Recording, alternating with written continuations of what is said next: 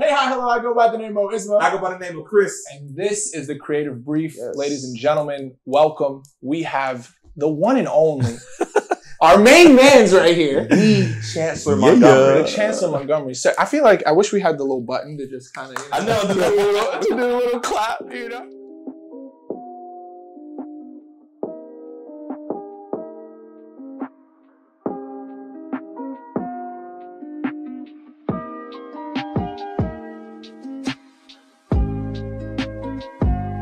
But really quickly, guys, if you don't know what the Creative Brief is, this is a podcast show that we are doing to where we invite and talk with creatives who kind of share their journey to help us and help other creatives that are watching ease their journey and kind of gain knowledge on what they need to do for whatever kind of craft that they're working with. But let's just get right into it. Dude, for those that don't know you, tell us about yourself a little bit. Tell us about the Chancellor Montgomery. The Chancellor Montgomery.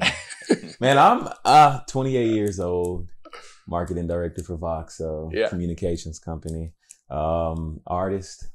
I do music. I did secular music a while ago, and that kind of transferred to more faith-driven music where I am now.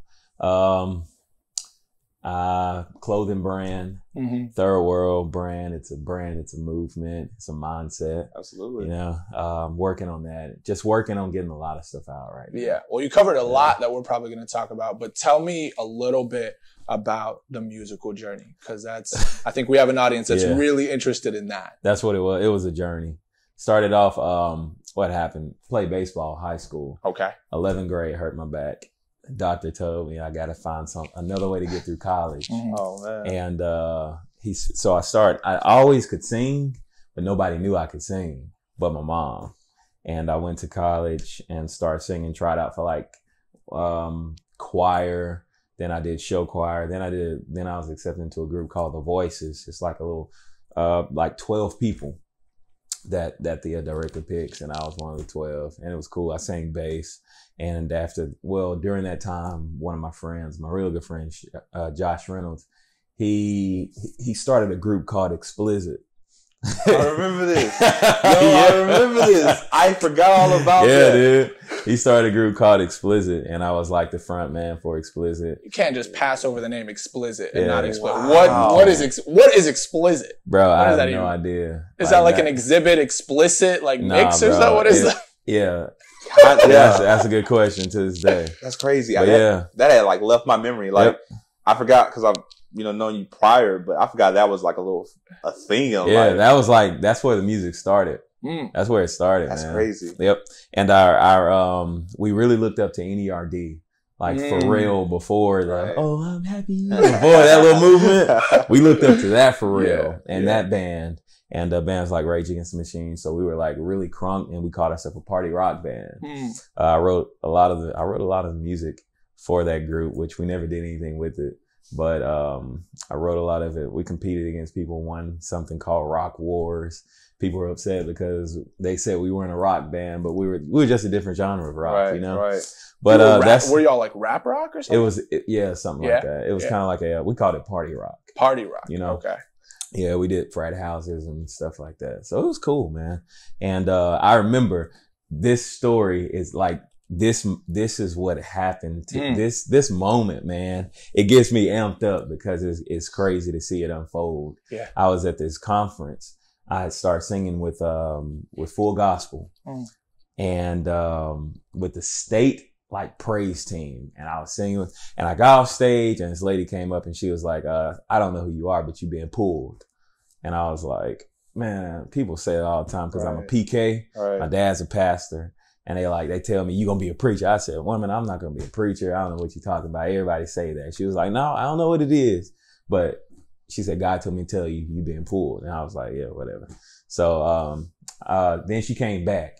And she was like, what's your name? And I told her my name, Chance. And we started talking. And she was like, God told me to tell you, I don't know why you keep messing with me about you. And I was just like, this is weird. She was like, God just told me to tell you that you're going to be used to bring a lot of people to Christ who nobody else thought were able to be brought to Christ. And I was just like, okay, cool, whatever. And then she came back and she was like, Yeah. I don't know why this is happening, but God told me to tell you. Who are you? Yeah. And like, she told me something else, and it was just like, okay, all right, thanks. And we became really good friends. Me and her. Her name is Audrey. We became really good friends. I love her to death. And the next morning, it was a Saturday morning. I went home and I walked in the kitchen, and my mom came in and she said, "Son, you been pulled." And I said, "Wait a minute." I said, did you talk to that lady from last night?" And she was like, "No, I just told me to tell you been pulled." I was like, this is creepy. So, That's crazy. so time went on, man. And I lost I don't know what it was. Like I was literally being pulled out of that genre of music to where I am now. And I remember I sat the band down, dude, and I told him, I said, I'm being pulled in another direction. Those were my exact words. It was emotional for me. I cried. Was there anything happening in your life during that time where you were like, am I being pulled? Where you started questioning? Yeah. Like, was there anything? Yeah. See, I'm real big. Like I'm real faith driven. You know what I'm saying?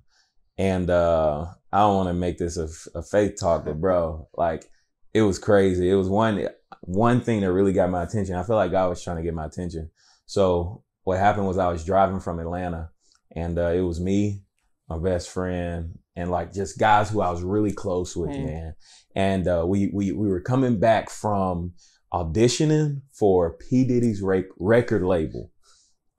And our background sang this guy named Frankie. Frankie is like Made in the what's it called? No. See, Frankie, he had already he had already kind of made it. He was signed to Plies record label, and he got us to background sing, and he got the band to play for him. So we headed back. Long story short, I fell asleep at the wheel. Oh no! Yeah, wow. And I feel a hand slap me in the chest, and it grabbed me. It grabbed me and snatched me up to the steering wheel, and I thought it was one of my friends. And I grabbed the steering wheel and I slam on brakes because I'm about to slam into an 18-wheeler. Wow, dude. And then after that, my mom, it's 3:00 in the morning. My phone ring. It's my mom. I pick up the phone and she said, "Son, are you okay?" And I was like no hello or nothing. Moms know. Yeah. Bro. My mom has called me at times like that too. That's such a strange feeling. Yeah, bro. And I was just like, "Oh, I'm good. I'm just a little sleepy," because she'll go crazy. No, you can't tell your mom. So I went home next Almost day. just hit it. Yep. And next morning I told her what happened. She broke down crying. She was like, "God woke me up and told me to pray for you." And I was like, "Oh, well, thanks for listening." Like, cause I probably wouldn't be here right Absolutely. now. But all that was happening during the music. And I was gaining my relationship with God. You know what I'm saying? It was developing, and I didn't want a relationship like everybody else had, like I saw on TV, like my dad had. I wanted something that was like relevant to me, my age right now. And it just started happening, dude. And that was I was being pulled out of that scene to really influence another crowd. And that's what it was, bro. That's crazy. I sat the band down, told him I was being pulled, and that was it. That's crazy. Like how, last week, me and Mo and I talked about how our creative journey started from us and it pulled us from different areas in life. But it's wild how vastly different yours. Yep. It brought you into it. Yeah. Because man, that's just an amazing story, it's different experience than almost anybody else can have. Yeah. That's wild. Yeah. It shakes me, man. It shakes me every time. So since then, your music has been predominantly faith-based, if not all of it faith. Describe a little bit the artistry, because me and you have had discussions about your artistry. And so kind of give the audience an idea of what your creative really is. So I wouldn't say the music changed. Okay. I would say the message changed. You know? Okay. The message changed. So what was the message before? It wasn't bad. And that's the thing. Like I was pissed. Cause I'm like, dude, I ain't cursing. I ain't. I'm chill. I'm just party rocking, you know? Like I'm party rocking. Yeah. So it wasn't bad. And, the thing, it just wasn't inspiring people to be better. Right. You know, it was just music. Right. Yeah. It was just, you felt like it was run of the mill. Yeah, it felt like it was what? Run of the mill. Just you weren't adding anything new. I wasn't adding no value to nobody's life. And it was just, I don't know, man. But then I kind of found purpose, and I found like I found how to live my life, you know, and I realized that I wanted to like really inspire people. And I felt like that's my mission. Like, you don't have to believe what I believe. You don't have to believe what I believe. I don't want to pressure you into believing what I believe. You know what I'm saying? Right. I don't want to hold a gun up to your head and tell you to believe what I believe. But I want you to like live better. I want you to, cause I can't convict you. You know what I'm saying? Right. It's somebody else I depend on. I can't make you do anything. Right. We all grown. Would you say that that's your purpose? Would you say that that's your bigger why? My bigger why is I feel like my why, I just want to live. I want people to know like what God I serve. And I want them to see God in a light that they've never seen him before. Like, dang, this dude is dope. You know, like I like the way I like everything about him. Like his family life is dope. You know what I'm saying? He's cool. Like the vibe I get around. Where it's not the traditional religious message that's always very conservative and always very kind of pushed down your throat in a way that is kind of uncomfortable sometimes. But yo, this person, he's doing some music that I would jive to if I was driving to work. But it's also something that's certain. Yeah. And it's more of like, I don't want to tell you. Elaborate about that. I don't want to tell you what I believe in. I want you to see my walk. I want you to know, like, man, it's something. I have people tell me that, like, dude, there's something different about you. Like, what is it? Whatever it is you're doing, I want it. Like, talk to me. And that's like the perfect opportunity. You know what I mean? Cause then I'm like, hey, like, I don't want to have to I don't want to have to wear a shirt that says it. I want you to see the way I walk. You know what I mean? And I want people to get that through my music. Like, this music is dope. You telling me I can jump, I can dance like right now. And talk about God, like, dang, that's tight. So for the people that are watching, there's going to be a lot of creatives watching, probably videographers, photographers, musicians. But let's kind of narrow it down to the musicians a little bit.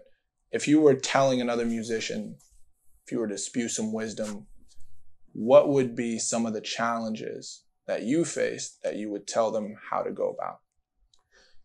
Challenges that I faced.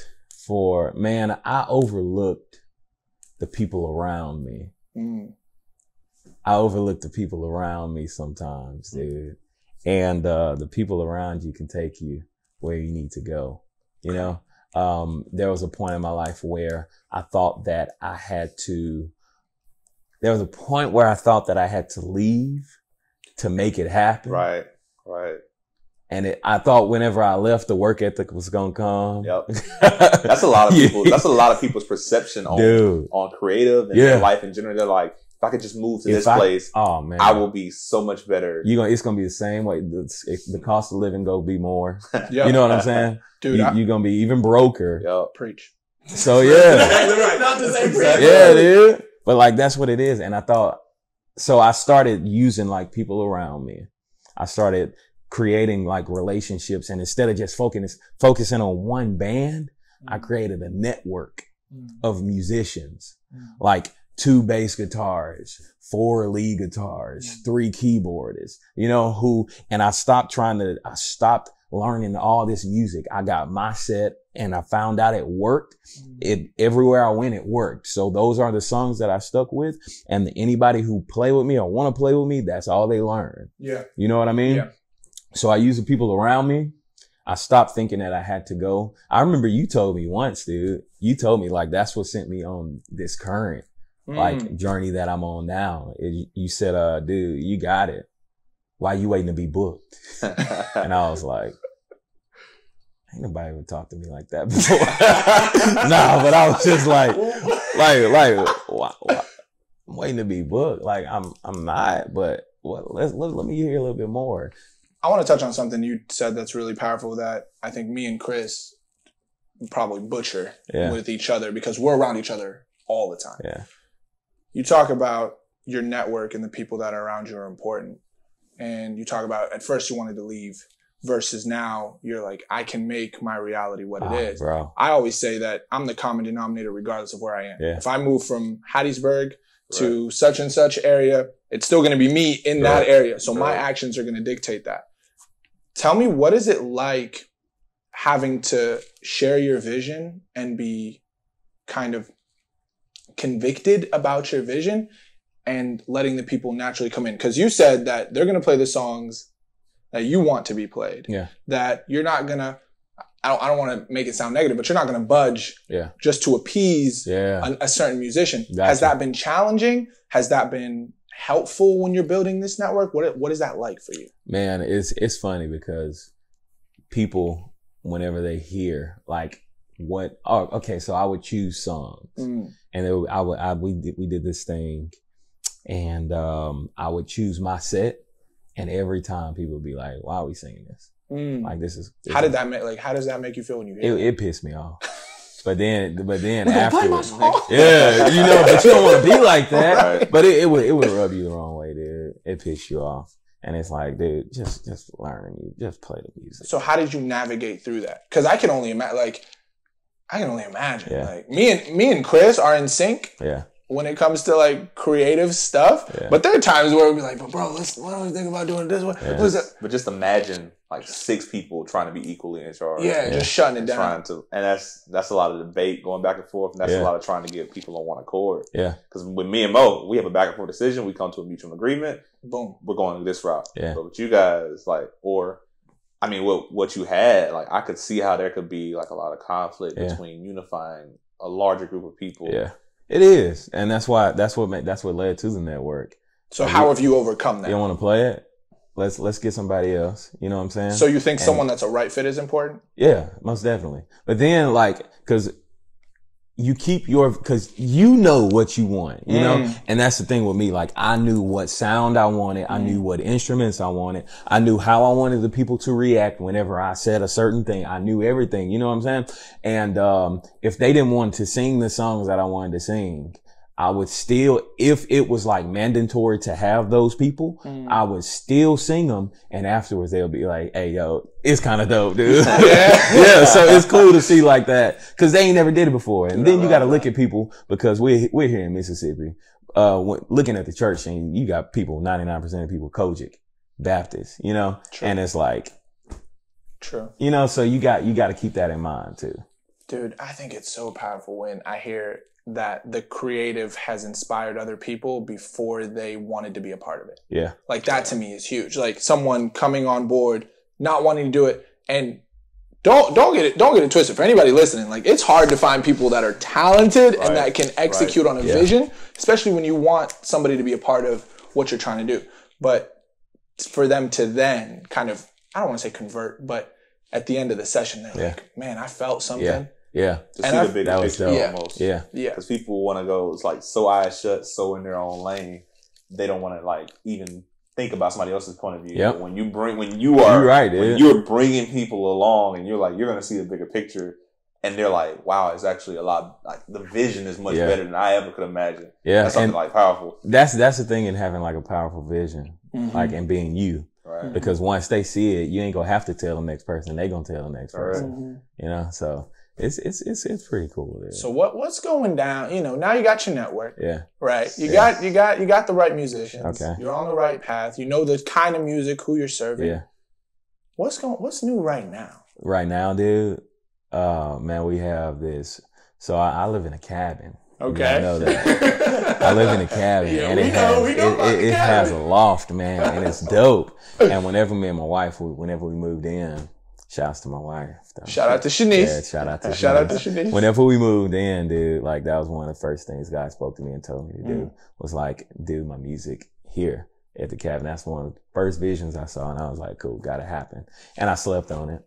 And, after a while here recently, we just recorded the first like single that I've ever released it out into the atmosphere.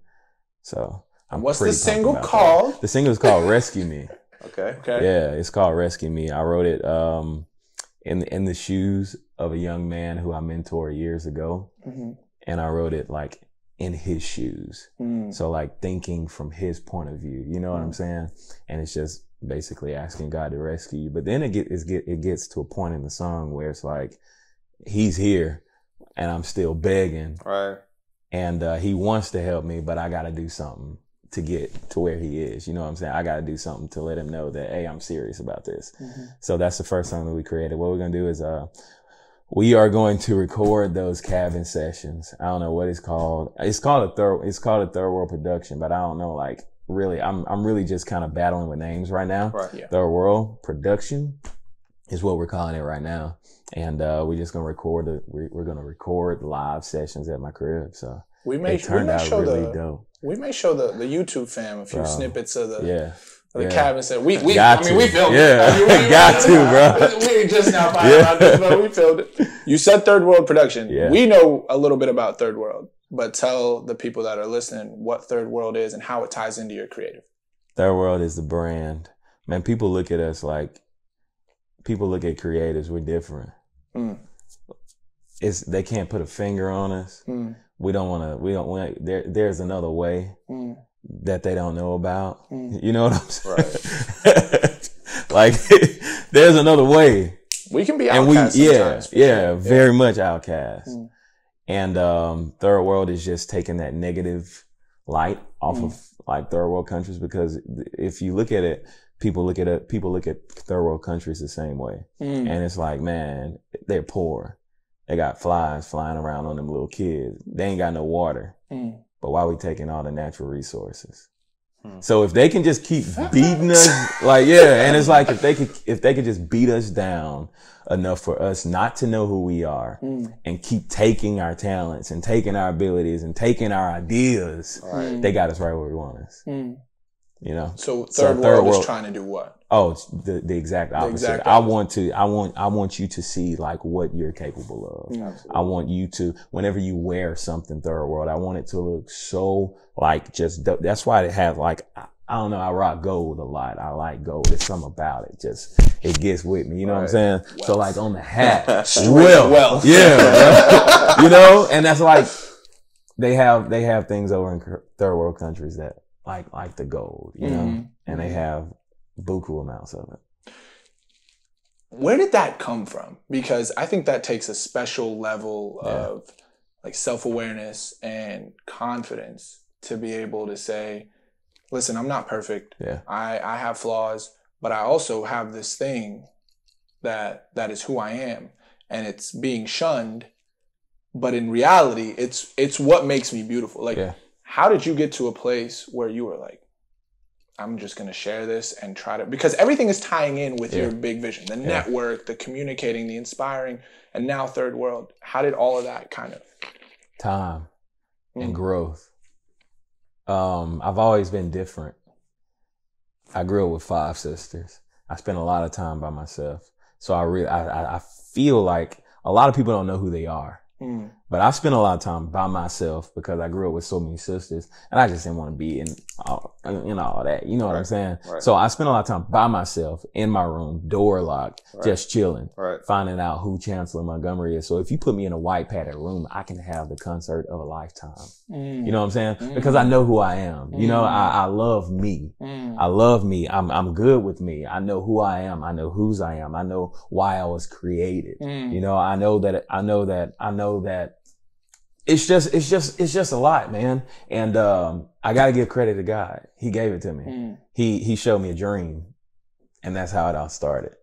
Dude, that's so powerful. Yeah. That's so powerful. Yeah. Like, and we know you well enough to, like, I could ask you for more, but the producers are chiming in my ear to tell me that, the time's almost, the time is almost wrapping up. But, I want to end on just kind of recapping a little bit what you talked about, because you talked about some powerful stuff, and just kind of to make it clear to the audience. We kind of skimmed over it, but you were about to be a baseball star, and then you had the back injury, so there was a little bit of friction. That's a challenge within itself, but being able to come back from that, so facing a challenge and being able to come back from that, and then the pooling of the creative. I think that's very powerful to anyone who's listening. When you listen to your environment, listen to what you're consuming, listen to what's happening around you to really understand why you're going to do what you're going to be doing. and then follow that path. That's like if we hadn't followed our path when we were pulled, or Chance hadn't, we wouldn't be here today. I don't think I would be friends with anybody in this room, which is leading to the next point. Once you find what it is that you are good at and what you're being called to do, and Chance is like, share that with other people and bring them into your world and establish that network. Yeah. Right. And now through that network, you have Third World, which is going to be communicating that vision, which everyone is capable of doing something that they're good at and bringing that kind of power to the world. Definitely. Correct? Yeah. Man, how do you want to end this thing? How do you want to end it? Like, take us off or something. Hey, hi, hello. Can we say? You can't just steal. You can't just steal. I'm gonna license that. Can't we say bye, see ya, so long? Tell us this. I actually I'm gonna tell you how to end this thing. Okay, tell me. When's the next show? I know it's exclusive. Yeah. But when's the next show for Third World? Private event. Private event. Sorry. February. February. Yeah, private event, February. Don't know a date yet. But it's happening. But it's happening. It's kind of like dinner and blunt. That's what counts. Like you get a text, meet here, let's do it. Yeah. My man. Well, ladies and gentlemen, February. Date yet to be announced. Yeah. It's a private event. As a matter of fact, you won't know. You probably won't hear about it. Like, how do you even market this thing? Like, sorry, but my man, Chancellor, thank you for coming and chilling with us at the Creative Brief and giving us insight to your journey. This probably won't be the last time you join with as Third World, grows and you grow and we grow. We may see you again. But thank you. On that note, we don't have an exit to this thing yet. Yeah. We don't have an exit, but if you like the show, make sure you like the video. Correct. What I mean, if you dislike it, double tap the dislike button. Double tap the like button, and make sure to follow, subscribe, all that kind of stuff, and we will be seeing y'all in the next one. All right, Chance.